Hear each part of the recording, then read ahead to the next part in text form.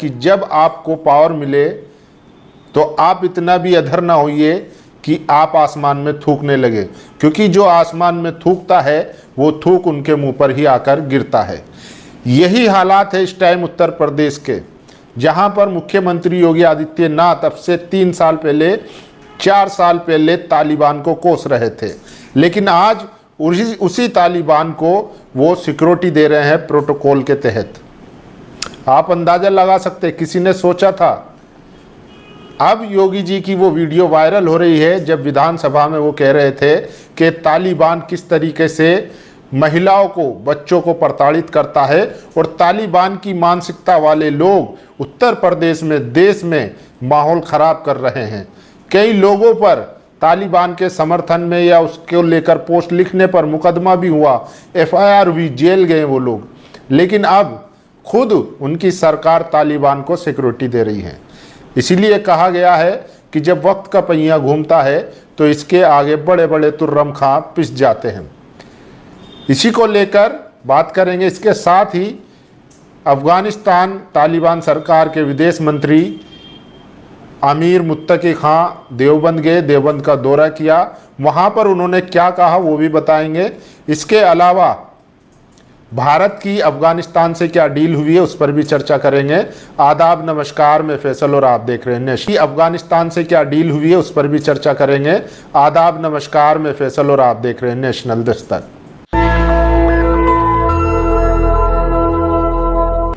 तो सबसे पहले बात करते हैं मुख्यमंत्री योगी आदित्यनाथ की।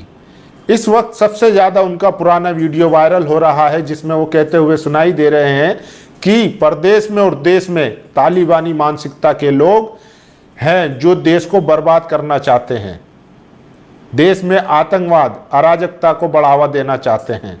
लेकिन आज वही मुख्यमंत्री तालिबान के विदेश मंत्री अमीर मुत्तकी खां को प्रोटोकॉल के जरिए पूरी सिक्योरिटी दे रहे हैं।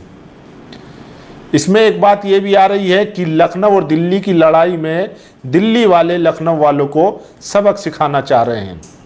इसमें मैं आपसे कहूँगा, जो लोग खासकर SC ST OBC और माइनॉरिटी जो अपने आप को कट्टर हिंदू समझते हैं, सनातनी समझते हैं और बीजेपी को वोट करते हैं सिर्फ इसलिए क्योंकि वो मुसलमानों पर अत्याचार करती है या उनको सबक सिखाने का काम करती है, तो आप लोग इनकी हकीकत देख लीजिए। ये वही तालिबान है जिसको कोस रहे थे, आतंकवादी संगठन बता रहे थे, लेकिन आज जब वो सत्ता में आया, पावर में आया, वो अपने देश की आज़ादी के लिए लड़ाई लड़ रहा था। यही बात जब कुछ लोग बोलते थे या खासकर मुसलमान जब ये बात बोलते थे तो यही बीजेपी सरकार उनको कहती थी कि ये तालिबान समर्थक हैं, ये तालिबान की विचारधारा को मानते हैं। लेकिन उन्होंने अपने देश की आज़ादी के लिए लड़ाई लड़ी और दुनिया की सुपर पावर रूस, अमेरिका, इनको हराया और आज उनका देश आज़ाद है और उनके देश में अमन है। लेकिन क्योंकि इनको नफरत के नाम पे वोट मिलता है, मुसलमानों को टाइट करने के नाम पे वोट मिलता है, तो ये उन लोगों को समझना होगा जो मुसलमान के नाम पर इनको वोट कर रहे हैं कि आप इनकी हकीकत देख लीजिए, इनकी सच्चाई देख लीजिए। ये तालिबान को कोसते थे, लेकिन तालिबान ने दिल्ली में प्रेस कॉन्फ्रेंस करने से पहले एक शर्त रखी कि महिला पत्रकार उसमें शामिल नहीं होंगी और हमारी सरकार की तरफ से उस पर कोई आपत्ति तक नहीं जताई गई। उनके प्रोटोकॉल को पूरा सम्मान दिया गया, कोई महिला उस प्रेस कॉन्फ्रेंस में शामिल नहीं हुई।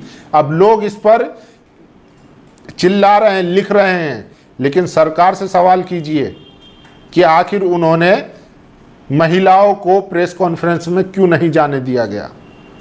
अब इसी को लेकर कुछ लोग सोशल मीडिया पर लिख रहे हैं कि जो अफगानिस्तान में तालिबान है वही मानसिकता की सरकार आज भारत में है, इसीलिए वो महिलाओं को नहीं चाहते आगे बढ़े, इसीलिए ये भी नहीं चाहते महिलाएं आगे बढ़े, तो इन्होंने उनका बायकॉट कर दिया।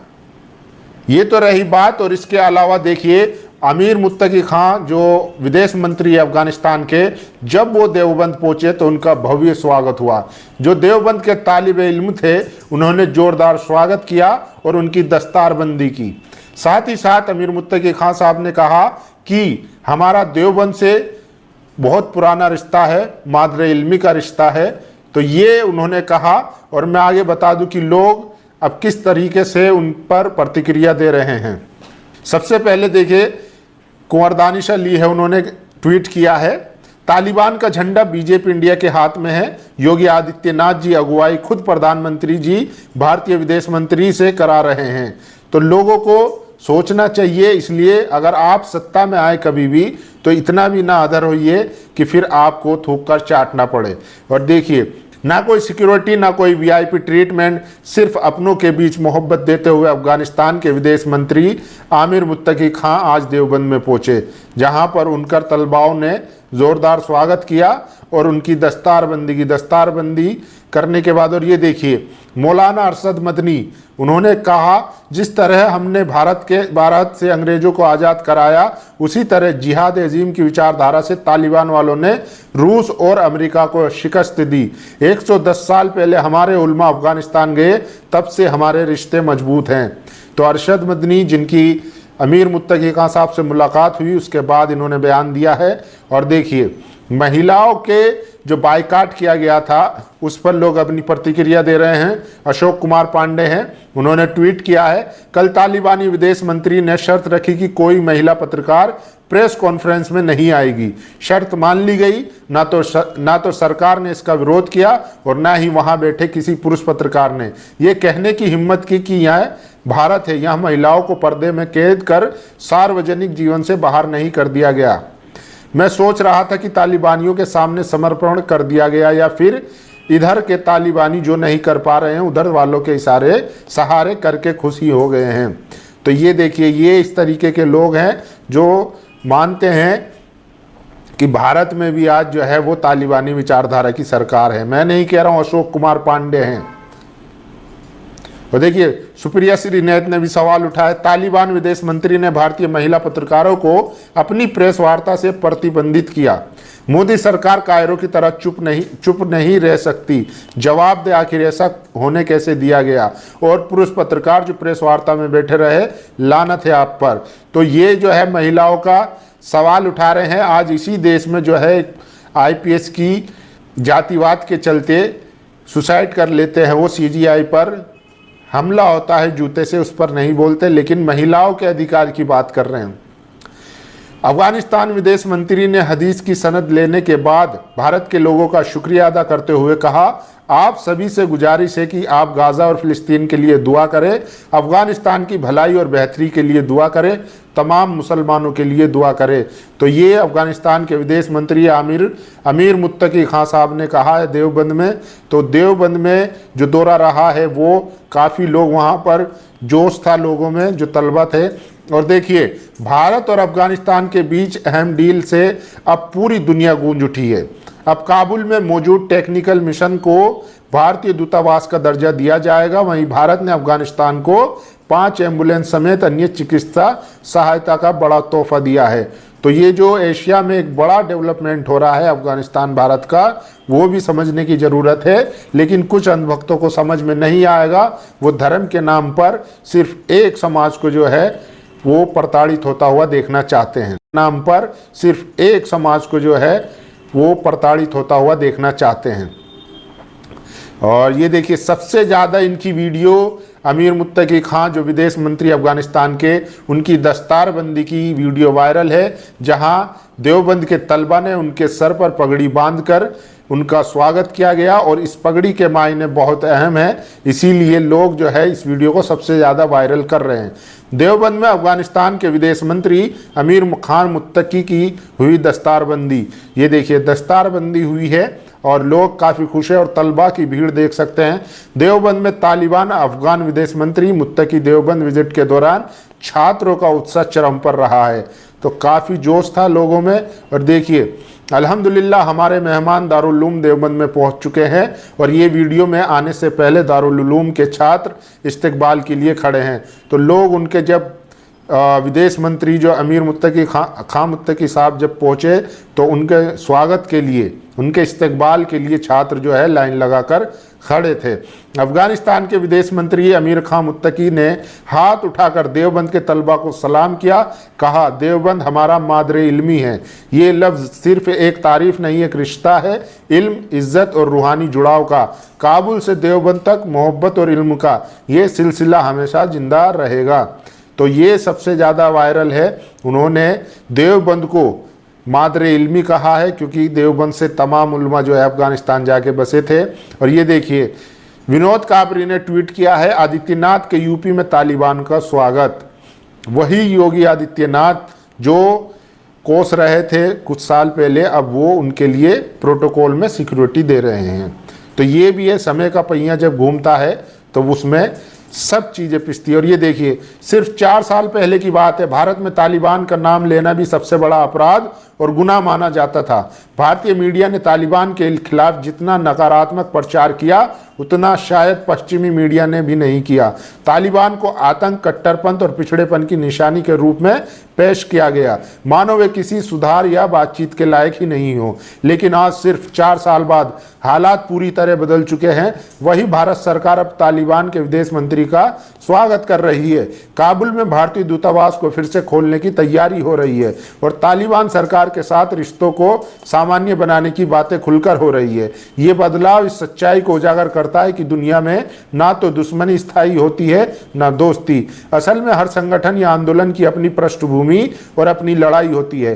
तालिबान की लड़ाई अपने देश की आज़ादी, संप्रभुता, विदेश दखल के खिलाफ थी। बाहर के देशों और उनकी मीडिया को किसी देश के आंतरिक मामलों में ज़रूरत से ज़्यादा दखल नहीं देना चाहिए। वक्त बदलता है, जो कल दुश्मन था वे आज दोस्त बन सकता है। आज तालिबान के साथ रिश्तों को बेहतर बनाना भारत की विदेश नीति का अहम हिस्सा है। अफगानिस्तान इस पूरे क्षेत्र की स्थिरता, व्यापार और सुरक्षा में बड़ा रोल निभाता है।